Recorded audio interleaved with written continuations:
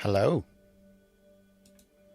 and welcome to Turn 11 of City of Cards. RP has been off the charts this month. I was talking to a few of you, and it came up in our discussions that we've hit roughly 600 posts today, collectively, as RPers. And that is more than 3 times what it was the previous month. So we have gotten busy. And I am incredibly chuffed, proud, and entertained by y'all's RP. It has been incredible. So I want to start this stream by saying thank you. This has been incredibly fun. And I've just realized that there's a wee turn 10 at the bottom. So we're going to turn that off. Oh, that's the wrong one. And ignore that. Yes, RP has been absolutely incredible. We've had a Congress. We've had a vote. This bill, the advisory bill for the sheriff query, has been tabled. Congress has firmly put their foot down and said they don't want a sheriff. So that's been tabled. That means that the 3XP and the ticks towards Jara, swaying Jara Drahore, and the major boons for all those who voted nay, and all the factions have gained 3XP has been applied. And that has meant that some of you have advanced, as in you filled your XP tracker, which meant that some of you have unlocked a few things, and some of you are like a hair's breadth away from unlocking something. They may very well unlock something this turn. Who knows? We'll see how things play out. But yeah, RP. Congress happened. Congress said no to the sheriff. An audience for the very first time was allowed of kindred citizenry, this word that plagues my existence, was represented in the audience in the balcony over the stalls in which the congressors stood, and the herald on the stage pointed at them. Well, didn't point at them. Pointed at them in his mind and laughed as they made an incredible show of it, let's say. Words were said, frenzy checks were failed, and willpower was used to not have things escalate. But the vote happened, it was tabled,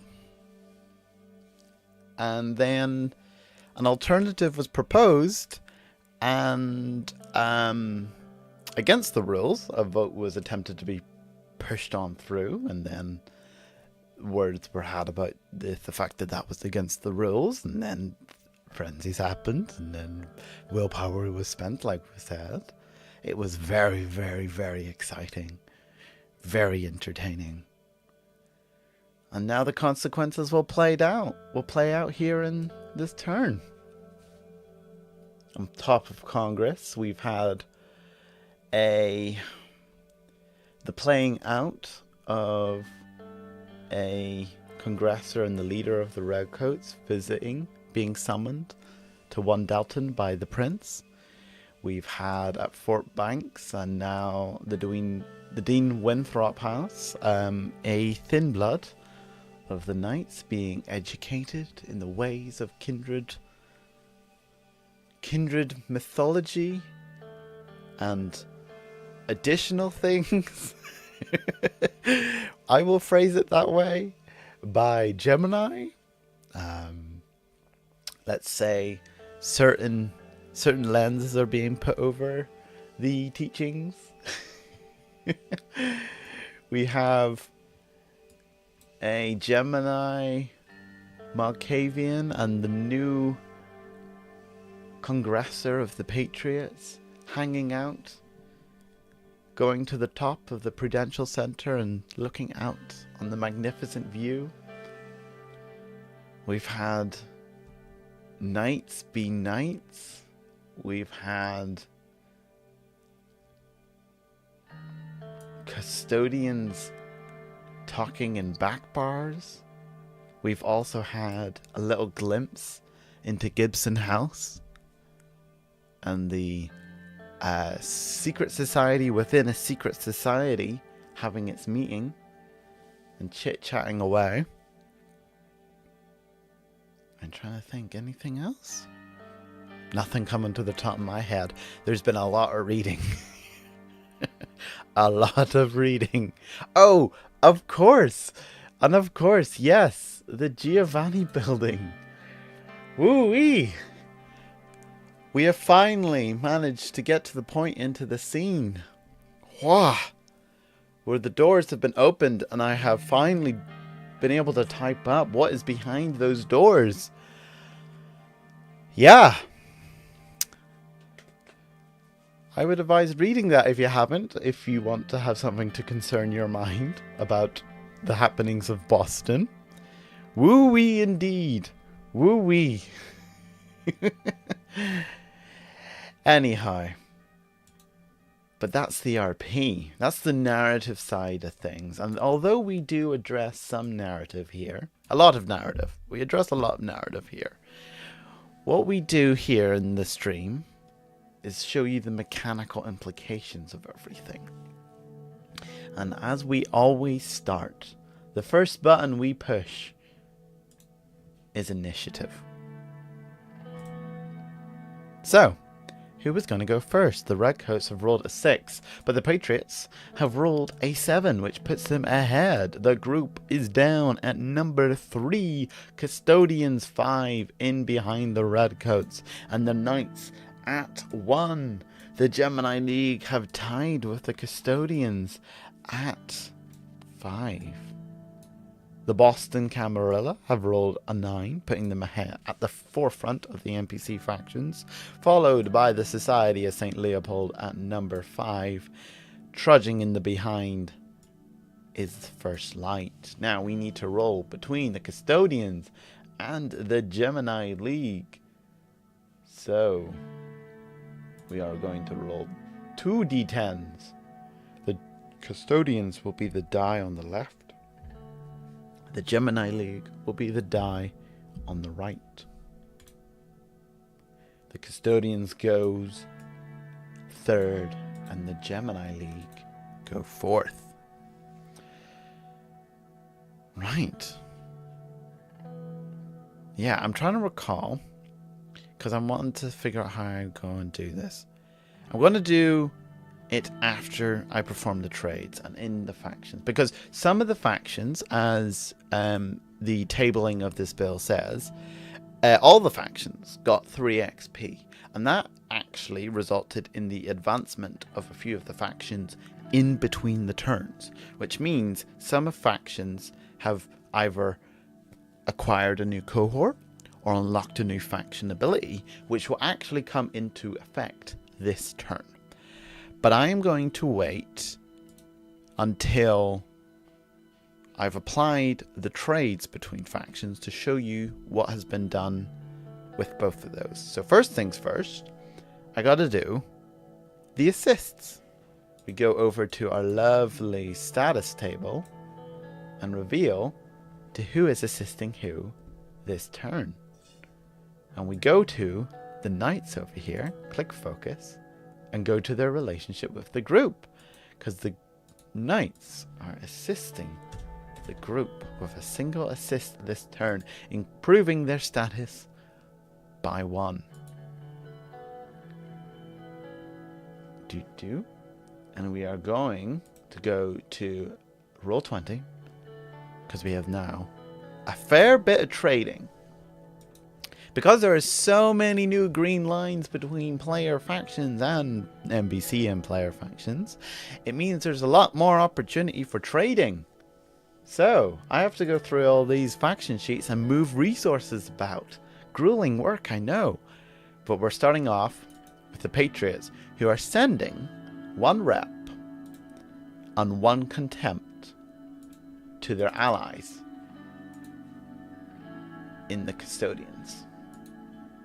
So they are transferring 1 rep and 1 okay, and 1 contempt to the custodians, which instantly already I haven't even gotten to your actions and we're already shaking things up, puts the custodians into their first shunned level, the second first shunned level of this game. I wonder if that was a calculated maneuver by the custodians, having that, offering to take that contempt. Devious. And I think reflective of the Congress we just had. Yeah, I would agree that perhaps the custodians may be a bit shunned as a result of that display, as it could be put in the Congress. It was certainly something, but that is not the only trade we have this turn.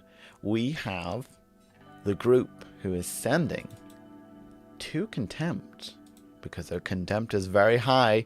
They were in the similar position to the custodians, but they're going in the opposite direction with their trades. They are sending their 2 contempt to the redcoats over here. The redcoats taking a wee bit of their social contempt and speaking on their behalf to clear their name, of course, then bringing some of the heat on towards them from the kindred society. Out here being shunned. Here's in style. I mean, the patriots are trailblazers in the shunned community, and the custodians are not too far behind. It certainly is in style. It's the new thing the kids are doing these days. The new blood is what the new blood is doing. The new blood is the Ith, right? And the group are also, they've sent 2 contempt to the redcoats, but they are also going to be sending 2 of their long-term project ticks over to the Gemini League. So that will happen when it comes to the group turn, because that's their passive generation resources as opposed to what they currently have in stockpile. But the Gemini League, in return for that long-term project ticks that the group naturally generate, the Gemini League are going to be sending 3 XP to the group. And actually, the Gemini League have written a little bit of narrative for the trade. So I'll read out the narrative while we're doing the trade. Trade action with the group. Our faithful allies in the group lend their aid to securing the Giovanni building. In exchange, we shall give them some knowledge to help in their business. How kind of the Genovi? I do this every time. The Gemini League are interested in the Giovanni building. How kind of the Gemini League. But that's not the only thing they're doing. In fact, the Gemini League are conducting another trade in which they send 3 contempt over to the Knights. 3 contempt over to the Knights, where we have a little bit more narrative. I'm going to choose to read the Knights' narrative first in regards to this trade. It is no secret that the Gemini has struggled with public opinion, but ever the diplomat, Silas, the new leader of the Knights, helps them spin the story. Obviously, it was Silas's return to Boston via his yacht that caused this ongoing Second Inquisition investigation. Unfortunately, the Knights claim responsibility for perhaps a bit too much, and is a bit too bold, these Knights. Let the public cast their ire onto the order instead of the conjoined.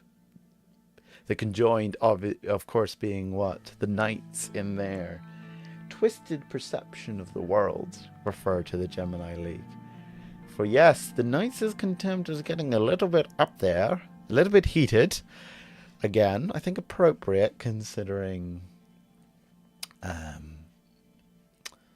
some words and narratives being thrown about. But I'm sure the Gemini League are very much in the grateful category for lessening the contempt that they have to the Knights. For their narrative is, finally, someone can put in a good word for us to the General Camarilla. Gemini League awfully positive about that trade, which I understand. Makes sense to me. Now, in referral to those advancements made in result to the tabling of this advisory bill, who is it that have accomplished getting 3 XP, resulting in the Patriots? I think they were at 2 XP, and then they got 3 XP, which filled their advancement, and now they're at 1 XP, for they unlocked the Masquerade Warden's faction ability. Now let us go, because all these faction abilities have a lovely little bit of flavor that gets to be read out whenever they're unlocked. For the Patriots are now referring to themselves was the word I was initially going to say. They are now suiting themselves, calling themselves, speaking themselves in the likes of Masquerade Wardens. For unlike the majority of their sisters and brothers across the revolution, the Patriots understand the absolute necessity of the Masquerade. They do not relentlessly uphold this tenet out of a desire for praise or glory. Rather, it is this veil that stands between the kindred existence and their destruction. When you perform the reduced scrutiny or disrupt investigation action, gain 1 XP. Going to be pretty useful considering a recent proposal made by the group and tentatively agreed to, not necessarily out of enthusiasm for most of them, but just to the fact that the conversation came to an abrupt stop due to a frenzy check. Handled very well, I would say, by the person proposing this scheme. But yes, this Masquerade Warden's faction ability is very clever, and selflessness, as some of our observers are commenting here. It's going to be very clever for the upcoming way the winds are blowing. But they are not the only ones to have advanced. For also to have advanced is the Knights, who instead of unlocking another faction ability or increasing a stat or perhaps some crew upgrades, they unlock themselves a cohort, which they have a little bit of narrative for. With the conclusion of the bill, the Capulet leader, Silas King, returns to Chelsea victorious. He heralds both celebration and acceptance for the order, as their current position remains stalwart and uncontested. But having learned his lesson, he does not simply sit idly by now that the position is held. Nay, he works towards ensuring none question the importance of the role. Meeting with the Pentecoster whip before the night is out, the order ratifies a new code into place, and each camp elects members to undertake peacekeeping much more directly. The Blades of Iron from the Capulets and the Garrison's Rampart lineage, from the Pentecosters now march the streets at night, clearing out surveillance and luring SI into traps. Now, as you may notice, it's only the Blades of Iron here, brackets BOI, for a cohort that sits here. That is because, as with ever, when it comes to the Knights do things in duality, contrasting duality. So when the eventual Duel of Kings and Queens faction ability comes into play and Silas is usurped by Queen King, it will be the Pentecosters Garrison Rampart lineage who will be the cohort that will take over. Still having the same actions of the disrupt investigation and the reduced scrutiny, but under a new banner and a new name. And lastly, we have the group, who acquired themselves and a cohort as well. Notably, the Boston Irish Mob, who you may remember, the group very cleanly, expertly, professionally, and without anyone the wiser, robbed the daylight out of them. Stole their get back into business fund from under their nose. And now the group is acting as the Irish Mob's benefactor because they need one. And the Irish are unwittingly now serving the ones who done one over them, which I think is utterly delightful. And their actions is to contend conflict and reduce scrutiny. Their edge, which is like their advantage, which is more of a narrative effect as opposed to having a mechanical effect, is a criminal legacy for the Irish Mob in Boston. Indeed has that legacy. Their flaws, however, is being that of a mortal gang with existing... That legacy comes with it its own history and complications, and the fact that it's a mortal entity and is known by the mortal world. But that brings us to, having done all the trades, having told you all the advancements and applied all the assists, that brings us to the first of our actions, performed dutifully by the Patriots, who, last turn, managed to complete a super duper special special feat of completing their faction objective. And when you complete a faction objective, as was stated at the end, you get access to 2 of the faction objective special actions the turn following. Now, that is the turn following. So, let us see which of these 2 very juicy special actions that the Patriots have chosen to perform. Rep is one of the resources they gain passively, as well as XP. I shall read out their first narrative. Over the past month, the Patriots have been working hard to keep their promise. With her newly acquired abilities, Weaver has deployed her 8-legged spies throughout the domain and is the first to know what is happening on the premises. The Patriots are cracking down hard. It has to be a success. In fact, there has been turmoil among the Patriots because they broke the very quarantine that they voted in favor for.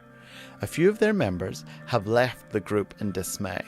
However, those inspired by the bold maneuver are joining the Patriots and choosing to follow the Worcester contract themselves after the Patriots have proven their abilities and conviction. They wouldn't shout it from the rooftops, but the fact that the Knights vouched for them and that the Boston Camarilla hasn't explicitly condemned them for cementing this as a... But the fact that the Knights have vouched for them and that the Boston Camarilla hasn't explicitly condemned them has cemented this as a success for the Patriots that they can now enjoy. Their first special action will be, the very bottom, to remove a single negative effect from a domain that they control. That domain, of course, being the combat zone. Oh, I am removing text from this effect and also the negative tag which removes the black bar of turmoil and disdain from this domain, and combat zone no longer has its negative effect. Hot diggity dang. Impressive. Big moves. big moves. But that is not all. For as the Patriots narrative suggested, their efficient work at cleaning up the combat zone, even though that they broke the quarantine that they voted in favor for, those with rebellious and, dare I say, anarchistic, how do you say that? Anarchistic? That doesn't sound right to me. Anarch-leaning morals have seen this act and are throwing their hands up in joy and celebration and are flocking to sign up to the Patriots because they are representing what they are looking for. Someone that might very deftly and very elegantly stick it to the man that is the Boston Camarilla. Their first action, their first regular action, is to increase their hold. So this is the first time this is happening outside of the NPC factions. This is the first time a player faction is doing. 4. The Patriots rep tracker is full. And as the increase hold/tier action says, if your rep tracker is full, you can increase your hold, and your hold is weak, you can reset your rep to 0 and increase your hold from weak to strong. Indeed, their hold is weak, their rep tracker was full, they have emptied their rep tracker and increased their hold from weak to strong. Their hold on their strength has increased and solidified, and now their hold is strong. But not only that, their second special action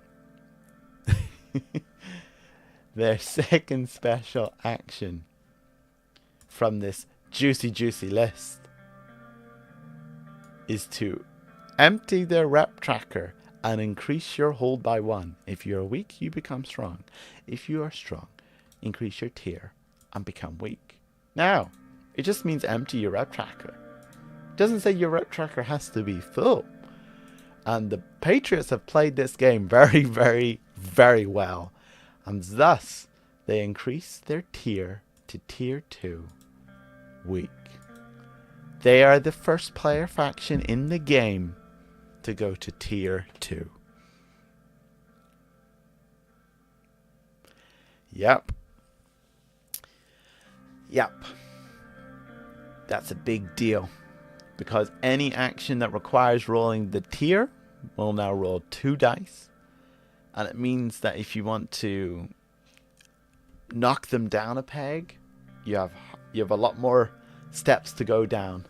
That means their claim action, they roll 2 dice. That means their contend conflict, if by Kane's ire they are put into a conflict, they roll 2 dice. They are not a faction that you're going to want to go up against easily. You don't want to go up against this one without any consideration or thinking behind it.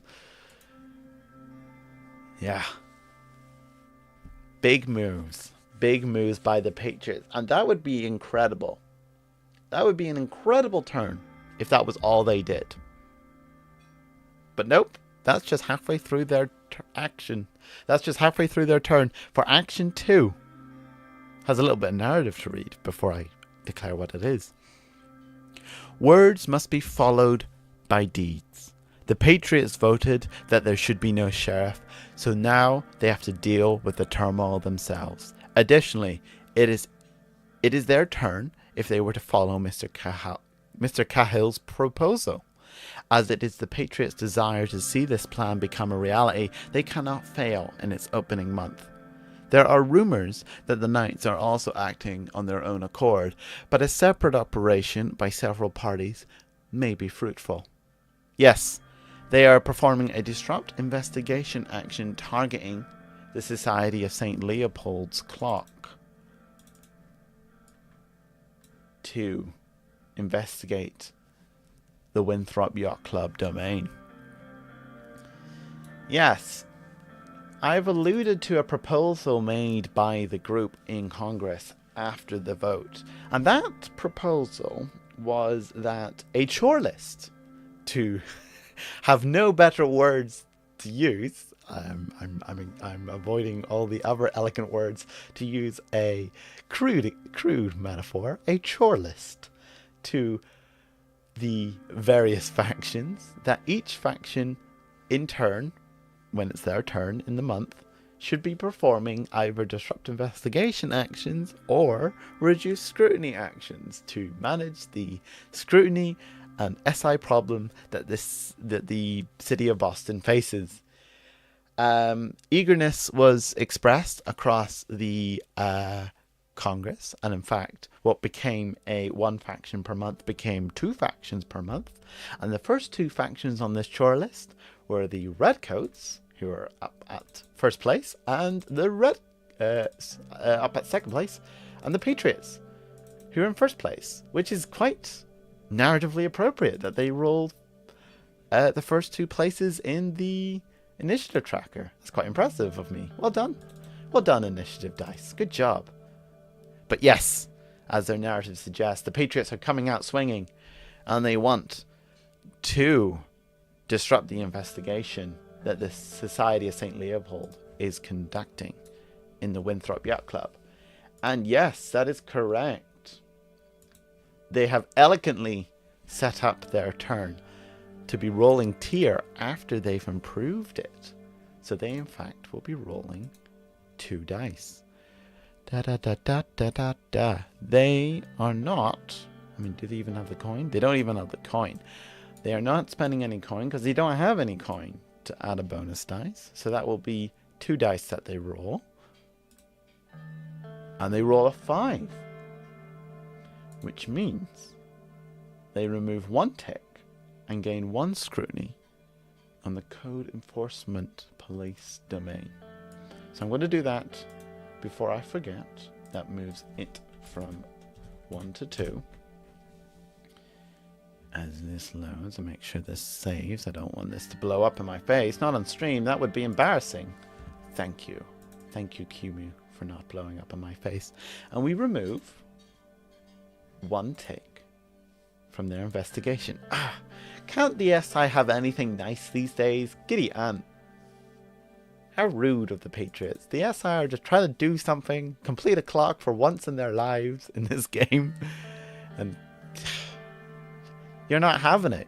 You're not having it. But that's not all for this reaction. Because of the Masquerade Wardens, when you perform either the reduced scrutiny or, in this case, disrupt investigation action, you gain 1 XP. So that is 1 XP gained. Congratulations, Patriots. But no, that is not all. For they are spending the major boon that they got for voting against the advisory bill and performing a reduced scrutiny action. And they also have a little bit of narrative. More narrative. I love it when you guys have narrative. It's great. The Museum of Fine Arts has had problems for long enough. Instead of waiting for a better use of the major boon provided by Jara Drahore, the Patriots immediately cash it in order to plant several false evidence of Kine involvement to discourage the SI from trying to take it. Very cool. Interesting. Now, because this is a major boon, it means we roll 3 dice. 3 dice for this reduced scrutiny action. Okay, dice gods, don't let me down. That's a 4. So you are in the 4/5 bracket, which means you remove 2 scrutiny from the Museum of Fine Arts, going from 7 to 5. That's a decent chunk. That is like 2 whole 7ths you removed of scrutiny. Good job, Patriots. Well done. Bravo. Big claps. Big round of applause.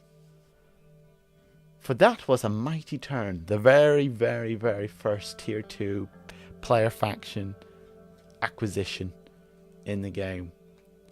Very impressive. Very, very impressive. But that brings us to the final stage the most beloved stage of a player faction's turn, the entanglements. There is only 2 contempt in your contempt tracker, which means we are at the 0 to 3 contempt stage. And you gain 1 contempt. Simple and easy. There we go. Voila. The Patriots' turn is done. And now we move over to the Redcoats,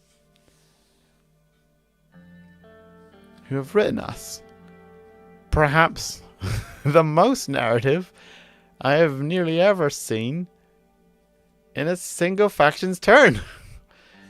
Here we go.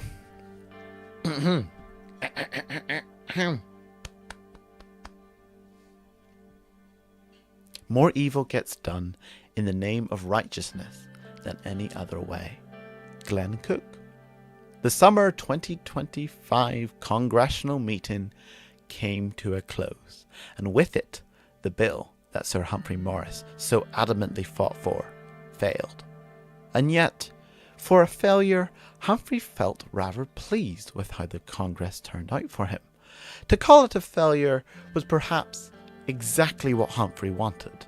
For Congress to see his plan fail, and for him to take it in his stride, respecting the gentleman's wager made with his opponent, the leader of his greatest critics, and openly admitting that Silas did better than he. Now, whether who did what better did not really matter. What did matter was that Kindred saw and heard a concession happen reasonably. As for what his shocking change of heart to nay, less of a heartfelt sway from his position by powerful speeches, and more the visceral representation of everything Humphrey had been doing wrong up until this point. The bitter pill that Sir Morris swallowed in that Congress was one that carried the acrid taste of reality. The reality was that the methods he had been taught, the skills he learned, and the power he had been told he had all existed under an ancient system. A system that was swept under his feet without so much as a cry or a whimper of resistance. Humphrey was a glitch in the Prince Iverson system, the stain in an otherwise undisputed victory. Humphrey could not understand why he was allowed to remain. How did keeping your most vehement opposition in a position of insignificant power serve Iverson? It was a question that plagued him until he was called to meet with her and a Roger de Campton, till he saw the speeches in Congress and how they spoke. It did not matter what Humphrey said, for he said it as an act of conflict. It would always go poorly, for he was the raging redcoat, the relic of an old system. Every word a discontent reinforcement. Every word of discontent reinforced Iverson's claim to power. She became the reasonable alternative. This was the realization that changed his vote, and with it an acceptance that his old power had died too. No more living in the past. The only way was to go forward. Oh, I love your guys' narratives. Your narratives are always so juicy. Every one of you players are great at writing me juicy scripts to dial out and have an insight as to what you guys are up to behind the curtain. Ugh, great, juicy. Wow, love it. And yes, Sir Humphreys came to a realization, one that may have crippled lesser men. But of course, kindred of the blue blood are never a lesser man. And Humphrey is indeed a blue blood, so he is adapting. And yes, you will have heard, if you have not read the scene in the Discord, Summoned from on High, I highly recommend it, For that is the narrative representation of when, do you remember that brief and brilliant moment in which the Redcoats and the Boston Camarilla were at one point rivals? Yes, the Redcoats had been challenging particular pillars of Iverson's praxis, and in order to humiliate him, Iverson summoned Sir Maurice out of the blue, and lo and behold, Roger de Campton, his other boss, if you would, was a guest of her honour that night at One Dalton. I highly recommend reading the ongoing scene to see that, and perhaps learn why on earth Roger de Campton, of all people, of all kindred, is in Boston that very night, and what exactly the embarrassment that Humphrey was made to go through. I have given the Redcoats their passive resource generation. They have gained their coin.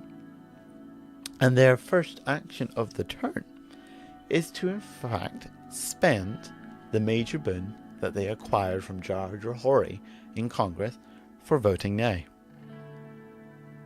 Yeah, to only JJ being saying "I am so scared" is a responsible response to the scene as the player involved with that.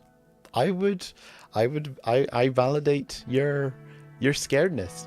That's a good emotion to experience in that scene. It's a healthy emotion to experience in that scene. Are the Redcoats the first faction to go? They are the second faction, Van. The Patriots have gone first, and the Patriots have done flashy and magical thing. Not magical. Magical not in the way you would view magic. Magical as in the literary nature of the word. They have gone with their special actions that they unlocked with their faction objective. But the Redcoats, their first action is to spend a major boon from George Rory that they acquired from voting nay in Congress. And this is a narrative associated with, which goeth thusly. At the tail end of Congress, an agreement was tenuously made between the coteries that in a chore wheel-like manner, the Congress factions would each in turn work to clean up the city. The Redcoats and the Patriots being the two most eager to push this forward. Side note, I would have a debate over that if I were you in the chat. Had the honour of ensuring it started at all. After some coordination between the two coteries, the Redcoats decided to focus on Long Island, realizing just how close the SI were to encroaching on the nexus of the waterways. Perhaps as a result of their investigations into the Winthrop Yacht Clubs. Yeah, I would totally be debating that claim of the two most eager to push this forward. Definitely the two factions who were put up first in the chore wheel. That's an accurate statement. I adore how in this first display of doing your chores is to cash in a boon, like every good kindred would, to get another kindred to do those chores for you. Both the Patriots and the Redcoats have done this in some manner, and it is delightful. But yes, I said the two most. Two of the most. Not the two most. I promise I'm not hogging too much credit. Oh, 2JJ. You and your literary ways.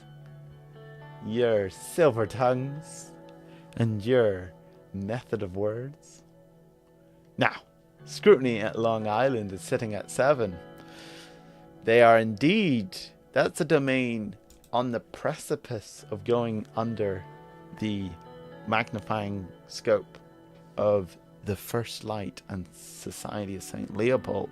So the Redcoats cash in their major boon, which is a 3 dice affair,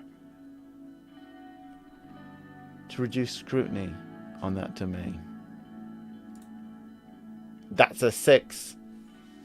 That's a pretty good boon to have cashed in. Jar Drahori, who is very busy this month with all the boons being cashed in, has served the Redcoats well and brought the scrutiny down from 7 to 4 at Long Island.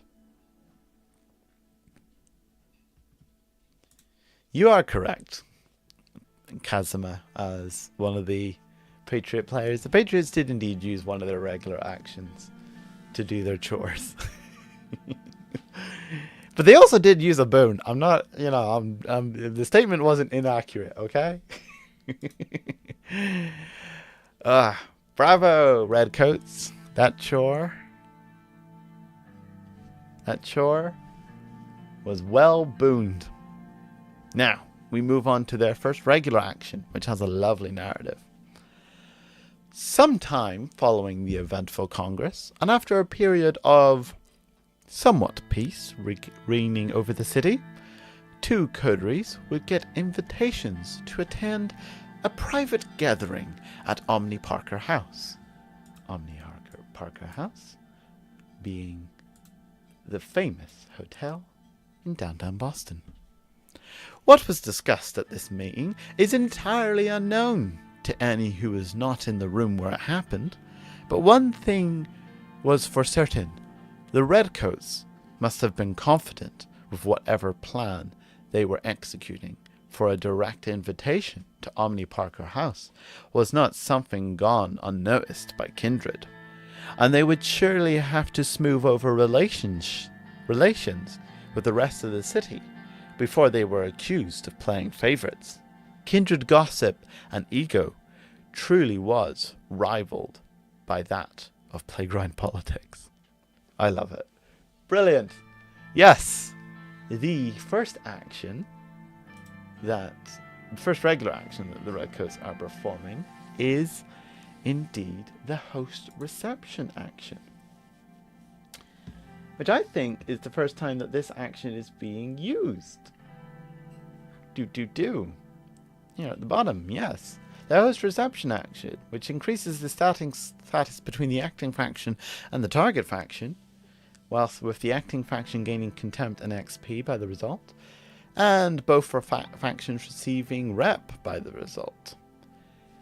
Yes, it is like an alternative to assisting a faction. Instead of improving your status with another faction by providing them assistance, Laz 2 says, and Emmer says, social things are happening and social shenanigans happen. You charm the socks off of the faction you target.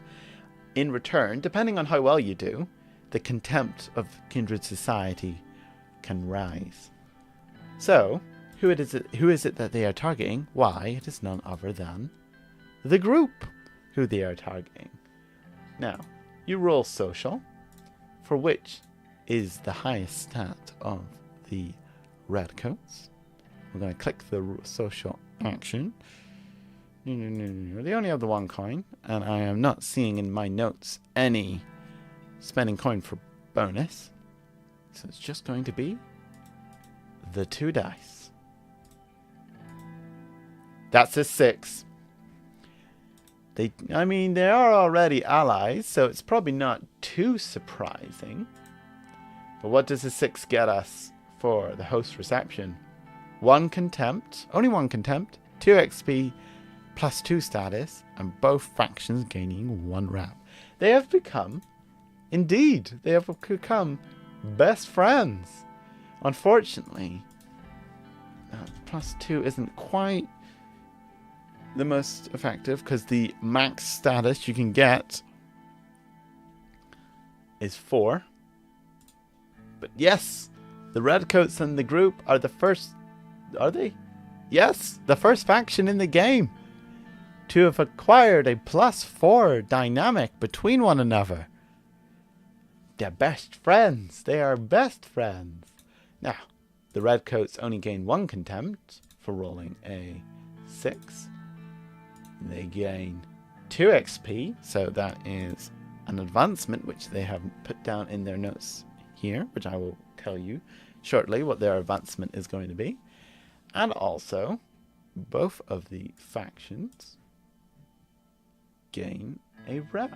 So that's 1 rep to the Redcoats, and a rep for the group that can't go anywhere because their trackers are already full. Delightful. Delightful. Well, yes. They have improved their status with the group remarkably. And they have advanced. It has been a bit of a bromance between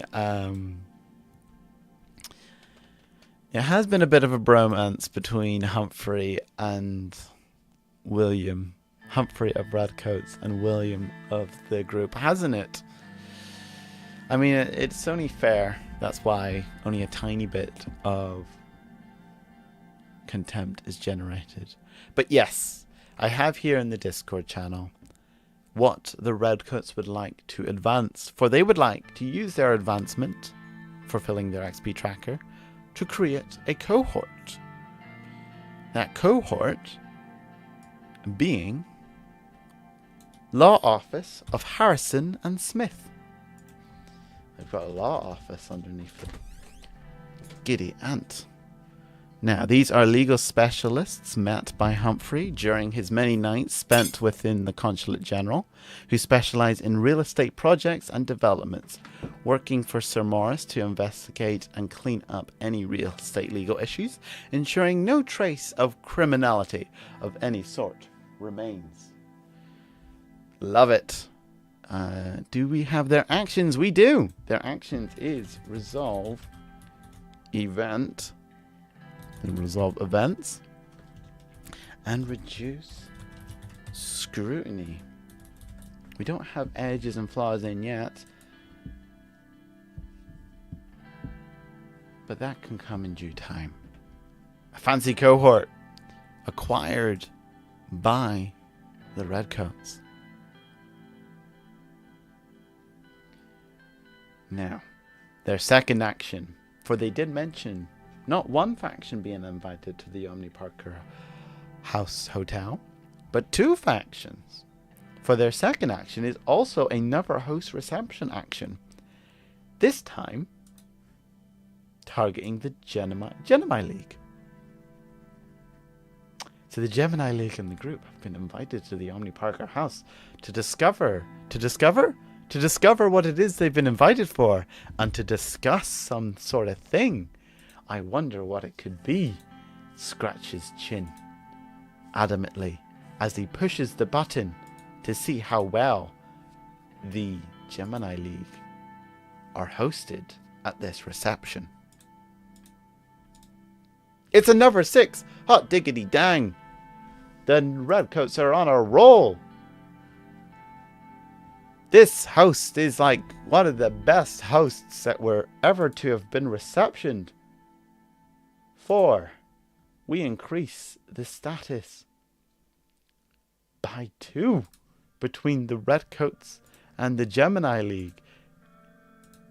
Meaning, not only does this turn have its first status 4 between factions, it also immediately has its second 4. You are correct, Valis. We've had 6 results in a row. The devil smiles upon our dice, it seems. For we are kindred of the night. And we have acquired only 1 contempt for the Redcoats, another rep, and another 2 XP, and another rep for the Gemini League. It's the anti to the 1-1-1 turn. What turn is it? Ironically, turn 11, the turn that has the most 1s in it. Whereas turn 7 was like a 1 in disguise. Turn 11 is like the 1s are exposed, meaning they are vulnerable and not likely to roll, resulting in 6s. This is how the superstition works here in City of Cards that I have just made up and decided. Let us see if we can continue to roll 6s by clicking the entanglements button. We are 4 out of 5 contempt with the redcoats. So we rolled. We didn't roll. We only rolled a 4 or a 5. That's a shame. But it means they gain 2 more contempt. If you think about it, there are 2 1s in a 7. If you look closely enough. I suppose that's true, too, and only JJ. I suppose that is true. And with that, the redcoat's turn comes to a close. A very elegant turn of social debauchery, of handing your chores to someone else, and welcoming friends with open arms. Speaking of welcoming friends with open arms, we move on to the custodians, who gain 1 coin and 1 XP. We don't have a narrative, because the custodians have been rather busy, IRL, that pesky other life we live. But they have provided us with a juicy turn nonetheless. For their first turn is to resolve an event. That event being the Boston Harbor mortal crime, in which kindred citizens are present, and when resolved, 2 coin and 2 XP will be generated. Let us see how well they do, for the custodians are the other faction in this game, who have 2 dice for their social roles. Let us see how they do.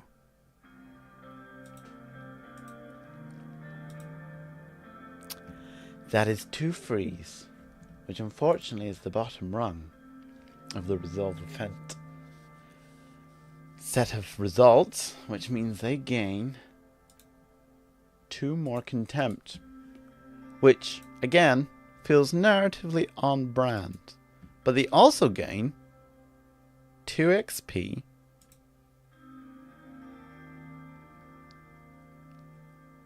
and 2 coin. That coin being lost to the void because they don't have a vault, unfortunately, because you can only store 4 coins without any small vault or larger vault crew upgrades. But that means that this event is removed from the board, meaning it will not cause turmoil. That's an old term. Scrutiny on this domain. How dutiful of the custodians. For their second action is a never resolve event action. None other the occult curiosity at Fort Independence. Which is indeed a cult curiosity, which I believe, if I'm scratching my brain correctly, has had a visit recently. Or maybe it's about to. Maybe I'm conflating out of character discussions with in-character discussions. I know, for instance, there was shenanigans that happened at Fort Banks, but I'm pretty sure there was also going to be shenanigans that happened at Fort Independence involving Stephen, our newly arrived Gemini League member of Malkavian clanhood. This, on the other hand, is a boop boop boop. This says mental, but my notes say it's a physical dice. Let me check what the Discord event board says, and I will go off that because that is the apex of all event rulings. The event at Fort Independence says it requires a physical roll on that. So it is a physical roll, not a mental roll. I did a boo-boo. A misfire. And also I didn't provide its correct... I didn't provide its correct yield at all. It's supposed to be... Well, I'll correct this here so you guys are in the know. It is supposed to be a physical stat. And also, it's supposed to provide 2 rep and 1 XP as opposed to just 1 XP. Past Jotham. Shame on you. So, we shall roll a physical stat to see how they do. That's a 5. That is a 5. That's not the bottom rung. That means only 1 contempt is gained for resolving this event. Huzzah! An element of success here. And the rewards of 1 XP. Another crew advancement. I did say there was probably going to be a lot of crew advancements this turn. And 2 rep. Juicy, juicy, juicy. Now, let me check the Discord and see.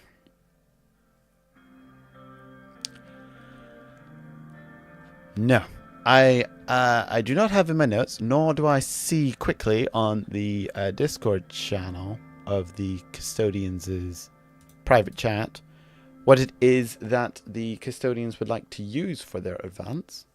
So we will discuss that once the stream is done. I will put that effect once they tell me what is indeed the case. For we move on to their 4th action, which is to spend 2 coin to have their impaired cohort make a claim domain action. Now, normally what you would do is you roll tier for claim domain action. But because of deft arguments and rightful claim, when you perform the claim domain action, you may roll social instead of tier. The Custodians roll social no matter what, even if it's a cohort, because it's Custodian's cohort that is rolling. What domain are they claiming, though, I hear you ask? You see, it's the domain that they've already started to claim. Club Passum, over here, in Cambridge. So let us see how well they do at claiming this. That's a 6. That's another 6. It is the blessed turn of 6s, apparently. And they have acquired. 6 would give you 3 ticks in clock tick requirement things. I'm beginning to forget how to speak English. And 3 ticks is more than enough to finish that clock and denote the Club Passum as a Custodian's domain.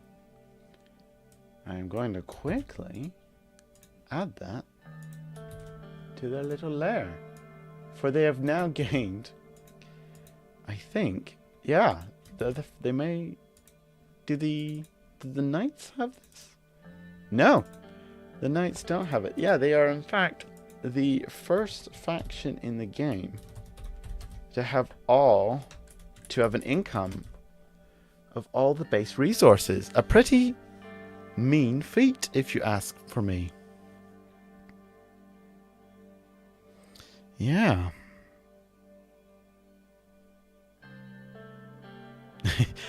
Oh, I've noticed that the group player is offering to be the lightning, to be a lightning rod of bad luck, which the Knights player is also disputing. But I assure you, I think this 11-11 favor that is being looked down upon this turn will last for the rest of the turn. I've no doubt in my mind. But yes, the Custodians have acquired another domain. And more of Cambridge falls under the Custodian sway. And finally, last but not least, they spend a trivial boon to perform the Sway Primogen action, targeting another Primogen. Yes, the Custodians have already gotten 1 Primogen, but apparently 1 Primogen isn't enough for them, for they want to sway another Primogen, known as Delson Coates. A Primogen of particular reputation, I'm going to say, among the Congress coteries. Some love him, some less so love him. They have other words to describe their affection, their affection of the man. But the custodians, their clock, with Deslan codes, is a 5-tick clock. That is where their ethos alignment leaves them. So they are 5 ticks. Oh, I see the redcoats are protesting in are indeed protesting in chat, for they have also started a little while ago. Oh, that's the Patriots, not the redcoats. Yes, here I sway Primogen clock on Delson coats. I mean, it's not complete, redcoats. As you may have learned earlier in the game, what has not yet been finished can still be finished by others. And they roll 1 die for their trivial boon. 1d6, let's see.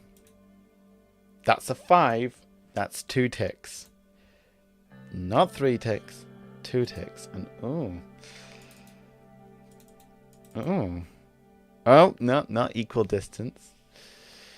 Okay. So the redcoats are 2 ticks away. The custodians are 3 ticks away. I sense a race inbound. I see. Oh, and the Patriots are protesting as well. I think the Code Race protests too much. Perhaps. But that brings us to the end of the custodian's turn. And we look at their 3 contempt to notice that they are in the entanglement 0 to 3 contempt bracket. And click the button to discover they gain another contempt for their actions. Delightful turn. Domain claimed. Events resolved. Speaking of which, did I remove said event from the Fort Independence? No, I did not. Shame on me. Make sure I do that so this domain doesn't gain a tick of scrutiny, because that would be bad. You gotta now. Yeah, indeed, you gotta race that race. It's a race now. Everyone loves a race. A race is much more entertaining than one person proceeding along a project. But we move on to our adorable, our occult-seeking, discovering of secrets Gemini League, whose passives is 1 XP, now putting them 3 XP away from increasing, filling their tracker, their XP tracker. And their first action is, of course, to perform a long-term project action. To our dear friends, their faction objective, to remove the curse, or whatever it is that they've just seen behind that door. You're going to have to read the scene yourself, because, boy, I don't know if I could describe it in stream. Hecata got up to shenanigans, let's say, when they left, and they left behind some things. Now, they are rolling mental for this long-term project, and their narrative goeth thusly for this action. Is the true nature of the curse that the Hecata placed on this building is now fully known, and the preparations are made for the counter rituals. This ends tonight. I adore that confidence. I will take it with me, for, say it with me guys, turn 11 is the blessed roll. Oh my giddy aunt. Before I click buttons, it is indeed the blessed roll, because I didn't push the button without realizing that they are spending 2 coin to add a bonus die, resulting in 3 dice being rolled. It is the blessed turn. Bonus die. Come on. That's a 6. That's another 6. Look at that roll. That was an impressive roll of high numbers on a D6. In fact, the 3 numbers that are in the higher bit to produce 3 ticks to our dear friends, the faction objective. Oh, I feel the adrenaline. Do you feel the adrenaline? I feel the adrenaline. Action 2. The library must be protected at all costs. Because yes, the library is very close to being investigated. And if the ESI investigated the library, oh boy, that wouldn't be good. That would not be good at all. So, the Gemini League are going to perform a reduced scrutiny action on the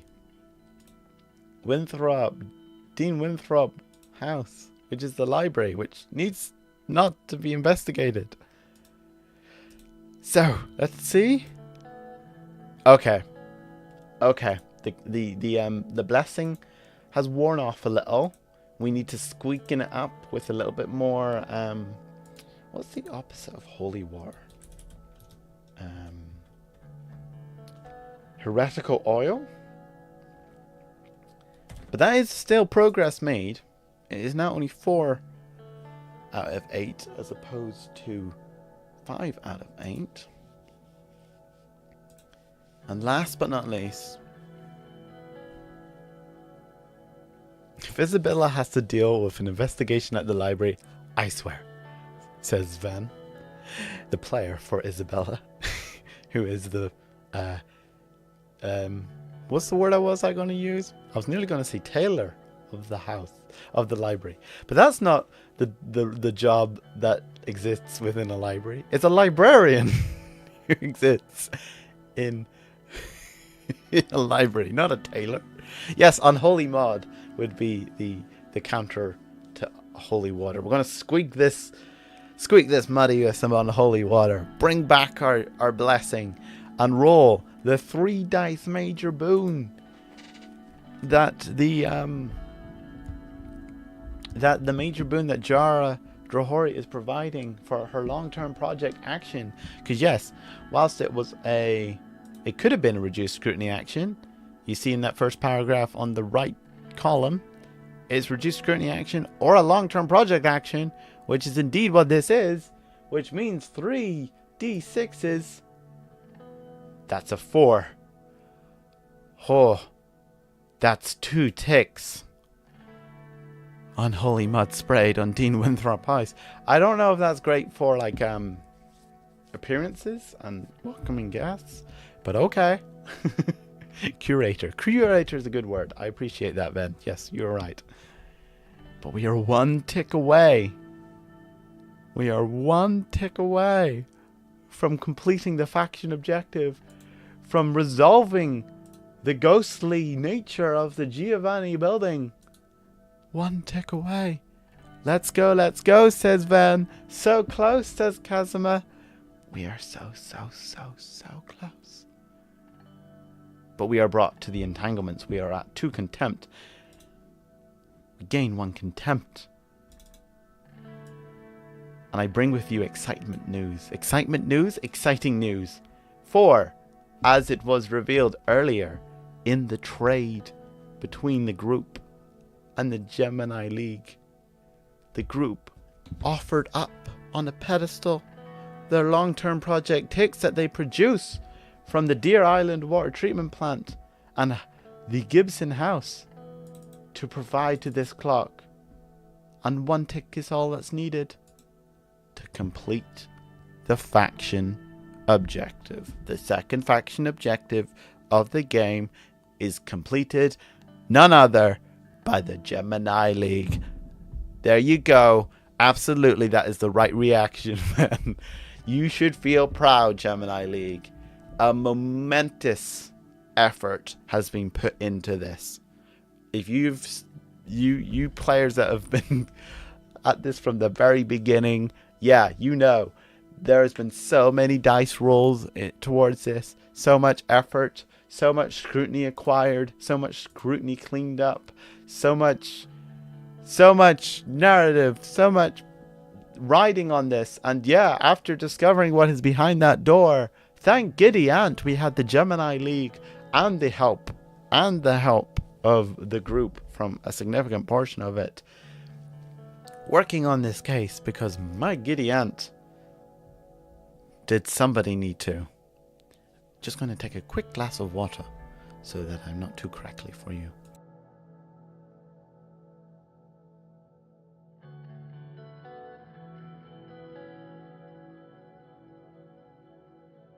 There we go. Lovely.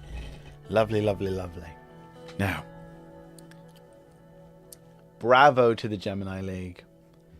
I rolled your entanglements. Oh, no, wait. I nearly rolled your entanglements again. Because, yes, indeed, this is the group. This is, in fact, the group's turn. And it's the group's resources that were dedicated to the Gemini League. It's the group's final tick that finished that clock. And we move on to the rest of the group's action, which we will read out their lovely narrative that they have written out for us. Despite the crushing humiliation William feels for ending the Congress meeting with his beast overcoming him, members of the group have agreed that the session was a roaring success. Another oppressive mechanism stopped, a resounding yes to protecting the city's ongoing SI problem, and indications that the Congress does not have as much faith in the prince as some might have previously believed. Now the group calls in favours and sets up new ones for the future. There is much to be done to achieve their goals, and now, with the moral assistance from the Irish mob at the group's fingertips, they feel as confident as ever to pursue them. They sent their ticks over to the Gemini League, and their very first action is to increase their hold to Tier 1 strong. Yeah, they're doing this the regular old way, not the big fancy way that the Patriots did earlier on. They are just spending their rep and increasing their hold on their Tier 1 status from weak to strong. Yeah, the group have made a bit of a name for themselves, and that reputation has gone to strengthening their hold on their position. For their second action is to reduce contempt that they may have acquired over the months, and being assisted by none other than the knights in doing so. What a lovely gesture done by the knights. So let us go over to the reduce contempt action and do a little +1 die to this effect, and see. It's not the most effective assistance, but it is assistance nonetheless, as 1 contempt is removed for rolling a 1 to a 3. But that is not the last of the actions at the group. The group's turn is not done yet, for they are using their very fancy, very experienced Irish mob to perform a reduced scrutiny action at the Fanway Marketplace. They're going to roll tier, and they roll a 2, which removes 1 scrutiny from Fanway Marketplace. How kind of them to send their Irish mob to do a little bit of like squeaky cleaning of scrutiny on the Fanway Marketplace. Just a teeny bit, just warming up in their kindred excitements, just a tiny bit. But for the group to be the ones to complete a faction objective of another is a massive claim to boast. We move on to the entanglements to see what consequences this may stir up for them. We're at 5/4 bracket. They pay shun level +1 coin to the lowest status faction, or lose -1 status with that faction. Let us see who that is. I have a suspicion I know. Oh no! I was going to say it's the Patriots. But no, of course. It is in fact the Society of St. Leopold. So the Society of St. Leopold from underneath the group's noses, has acquired coin. Oh god, that's embarrassing. And they throw it away because they have nowhere to put it. How rude. How cheeky of the Society of St. Leopold to just go in, nick a coin, and tickle your green cash, and then just light it aflame. Maybe this isn't stealing coin as it is burning it to the ground and sabotage by the SI. Oof. Ouch. That's the first consequence of that rivalship beginning to bear fruit. Dear oh dear. It'll be interesting to see how we narratively reflect that. They donated to the charity. How could they? Valis of the Knights. That is hilarious. I enjoy that. Now, speaking of the Knights and their hilarity, we move on to the Knights, who gain 1 XP, 1 coin that gets donated to charity, let's say, and -1 contempt. And we will read out. Oh, and of course, 1 tick to the Jewel of Kings and Queens, as Queen King, the Brujah counterpart to Silas King, continues to muster up her strength and forces and regroup in her exile. And we move on to their first action. Deals made, party swayed, confidence frayed, debts to be paid. The Order puts forth their efforts to clean up the Winthrop Yacht Club. It was their mistake after all, in quotation marks, working alongside the Blades of Iron to do so as effectively as possible. I love that rhyme, that was brilliant. Their first action is a regular action to disrupt the investigation, targeting the Society of St. Leopold. Now, they may be able to steal money and donate it to their charities, but their clocks are not free from tampering. The Knights are on the case, and they are rolling tier to do so. No bonus die. That's a 4. Let us have a nausea at the disrupt investigation action to see that being 1 tick removed and 1 scrutiny gained on the domain that they assign. So that's 1 tick and 1 scrutiny gained on City Hall, which is where they have said they want to put it. Turning that to, oh gosh, that's getting high. 5 to 6. All this scrutiny going to City Hall. Gideon. Yes.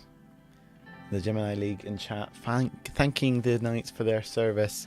But their service is not done, for the Blades of Iron cohort have to also act. And they are rolling.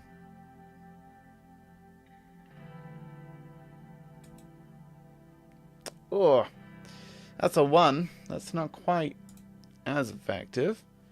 So that is remove 1 tick from the clock, but gain 2 scrutiny. Now, I failed to mention this, but this one, as opposed to targeting the Society of St. Leopold, is targeting the First Light. Because, yes, they are both going for this domain. There's 2 SI factions that need to be curtailed in this manner. So they are working overtime to do so. But that is 2 scrutiny gained, as opposed to 1 scrutiny. And that one is going to the Pentecostal churches. So that moves from 2 to 4. Oh, and a load of other things as well, apparently. Do. And I forgot to do. For yes, the Knights have the faction ability Invaluable. When you perform the disruptive investigation action, gain -2 contempt. So for 1 action, -2. And for the other action, another -2. Their actions against the SI, loud and clear, being an example. And people are like, cool example. As long as they're not like, breaking the masquerade and doing so, I support this. And their second action, their non-cohort action, the regular second action, is to assist the group, which they did earlier on. Not necessarily a massive assist, but an assist nonetheless, which has a narrative. Yet, not so stretched-sinned that they can't enjoy a celebration. The Capulets enjoy a party with the group this month in celebrating recent developments, though of course some parties are working ones, no matter how hard you try. And that brings us to their entanglements, who are at 2 contempt, which means they pay shun level coin to the highest status faction on -1 status to that faction. Well, they got the coin to do it, and I'm pretty sure... Oh no! There's more than one faction that is... So it's a duel between Boston Camarilla and the Gemini League. So Gemini League's going to be 1. Boston Camarilla is going to be 2. 2! The Knights are going to pay their taxes to the Boston Camarilla. How kind of them. And in this instance, because the Boston Camarilla have indeed a small vote, they can house this tax. Phenomenal. Phenomenal. Well done to the Knights. Now, before we move on to the NPC factions, I have to announce one thing that has occurred this turn. Now, it is my sacred responsibility to declare that a boon has in fact been honoured. And the group who is the offering party in this boon transfer is will now provide the Knights a boon for a service in which they performed this turn. Thank you to the Knights for performing the service that was requested to you by the group, and thank you for the group for being willing to partake in the boon economy. Moving on. I'll let you try and work that out. You non-people party to the secrets between other factions. We move on to the NPC factions, which is the Boston Camarilla. And I have a little bit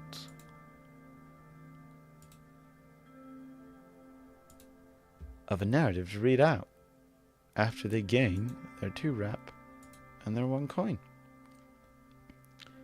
Perhaps it was an exercise of authority. Perhaps it was business as usual. Perhaps it was a demonstration that even without a sheriff, the Boston Camarilla still has its means of enforcement.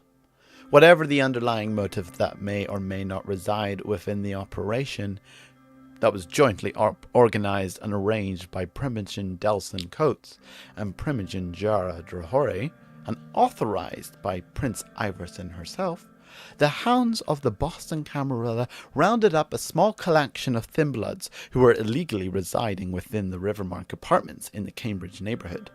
The unbranded Thinbloods were identified after a series of minor masquerade badges that were stacking up in the area that Delson Coates and Jara Drahori had been investigating were traced back to these trespassers.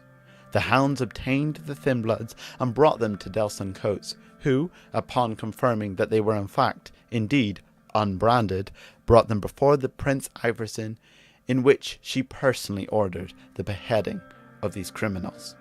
The Boston Camarilla are now preparing to wash up the masquerade breaches that led to the Thinbloods' discovery to prevent the Second Inquisition from catching the scent that these criminals have left behind. The Boston Camarilla is going to perform a resolve event action at the Rivermark's apartment, which is a decree enforcement event requiring a mental roll. First Light was involved in this somehow, being the masquerade breaches, I'm sure, that have been stacking up. And when resolved, this event will yield 2 rep. So, they roll mental, which is a 2 dice stat for the Boston Camarilla. Oh, my apologies. And they are also spending 2 coin to provide a bonus to this die. I don't know if I clicked the right one. There we go.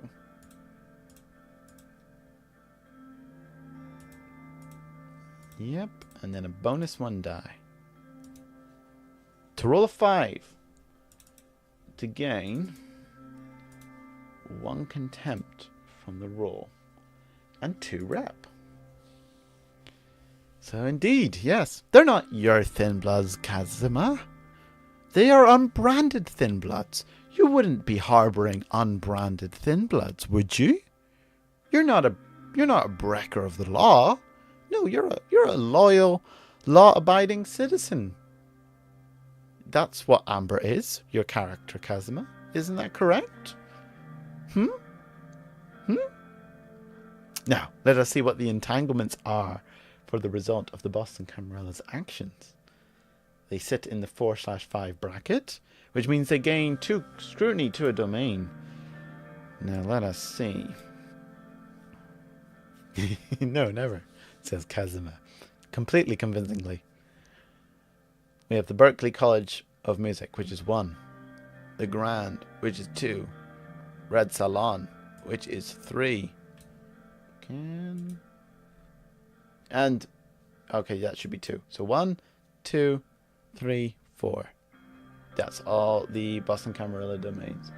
So, push the little button that Kazuma helped set me up. Put in the appropriate number. And press submit. 3. Oh no. The Grand is getting a little bit more scrutiny from unwanted eyes. Speaking of unwanted eyes, the Society of St. Leopold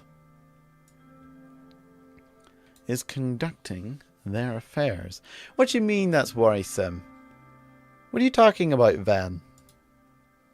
Isn't a government not allowed to enforce its laws and keep dangerous law-breaking trespassers out of their lands? So there's no problems with that. None at all. None whatsoever. Now we move on to the Society of St. Leopold, who in fact control no domain. So they have no resource game. And we move on to their narrative. The St. John the Evangelist Church have recently seen 2 nuns who are visiting the area set up temporary residence. Harbour City Church have begun hosting nightly sermons that will continue into the immediate future, and Jerry the Bruja said that one of the ministers was spouting some pretty thinly veiled metaphors. Well, according to him at least. Those few kindred who reside in Winthrop are on edge, and everyone is jumping at any rumour that runs their circuit. All they know for certain is that the prince said that the yacht clubs were under lockdown and off limits. Action 1 of the Society of St. Leopold is to perform an investigation action into the Winthrop Yacht Club, in which they roll mental, but I am going to increase the investigation timer.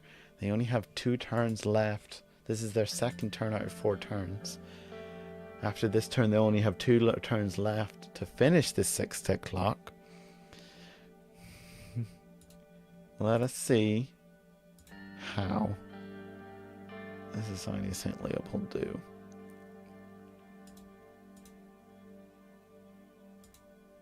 A 2. Damn it.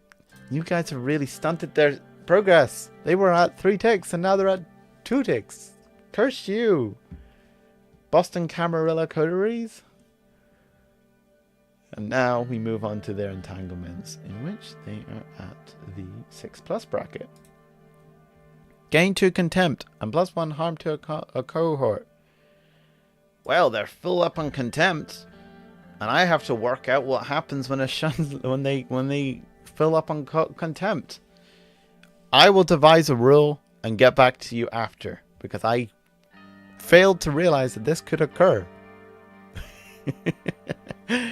It will be something. It will be something negative, because Shund doesn't quite affect or penalize the SI factions in the same way it does the Kindred factions.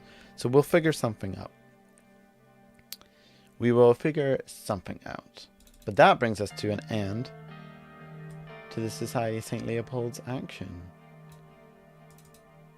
And the First Light. Good job, Knights. Well, you also have to consider yourself, Patriots. You also partook in the reduction of that. They get 2 actions next turn. That's an interesting suggestion. I will consider it. I will consider it.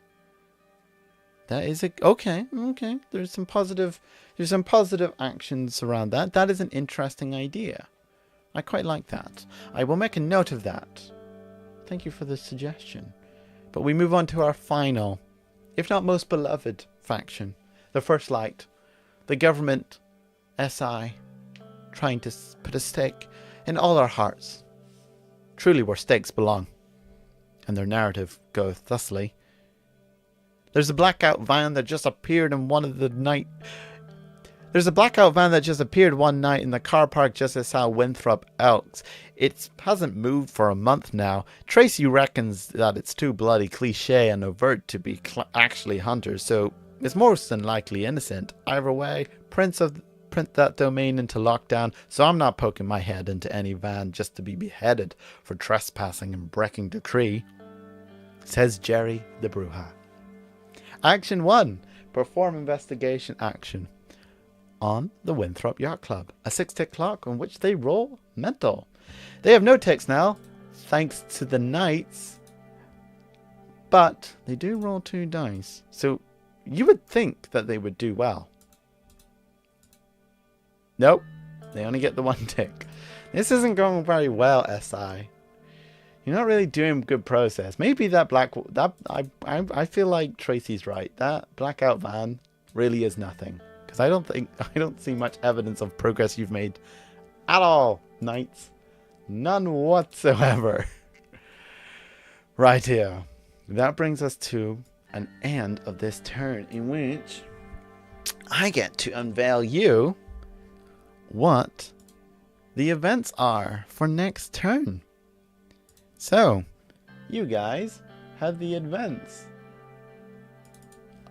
consisting of a Kindred Dispute event at Club Passam, an Occult Curiosity at Admiral Hills Maria, Kind Politics event at Boston University, a Kindred Dispute at the Grand, another Occult Curiosity at Hancock Tower, a Kind Politics event at the Long Wharf, another Kind Politics event at Omni Parker House, a Mortal Crime event at the Edward J. Sullivan Courthouse, a Kindred Dispute event at the South Street Diner.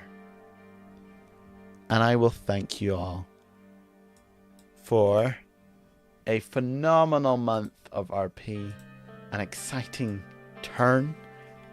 I thank you all for providing your actions. I hope the newer players that got to experience a full month of RP and leading up to a turn have enjoyed the build up to this turn. What role does this Grand take? It's the private residence of the. Well, okay. I will read out the Foreman history as a little closer to our turn. Boston has no lack of nightclubs and bars, but the domain Kindred see the Grand, but the domains. Ooh, that's a typo probably. I don't know, not exactly what I was intending to see. Well, I will reset that and kind of improvise.